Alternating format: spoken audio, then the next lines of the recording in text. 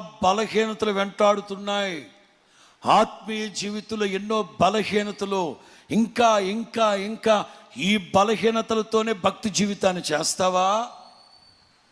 యాకోబు అంటారు, hello hello సోదరి సోదరులారా, బేతేలు దేవుని మందిరానికి వెళ్ళబోతున్నాం.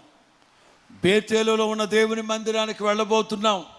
మీ దగ్గర ఉన్న అపవిత్రమైన అన్య దేవతలు, గృహ దేవతలు ఏమైనా ఉంటే తీసుకొచ్చి ఇవ్వండి. ఇక్కడ వాటన్నింటినీ మస్తకి వృక్షం కింద పాతి పెట్టి మందిరానికి వెళదాం.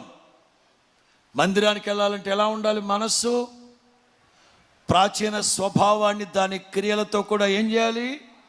పాతి పెట్టాలి. నవీన స్వభావాన్ని ధరించిన వాళ్ళమై దేవుని మందిరానికి వెళ్ళాలి. ఇది ఆత్మ సంబంధమైన బలహీనత. ఈ రాత్రి ఏదైతే నువ్వు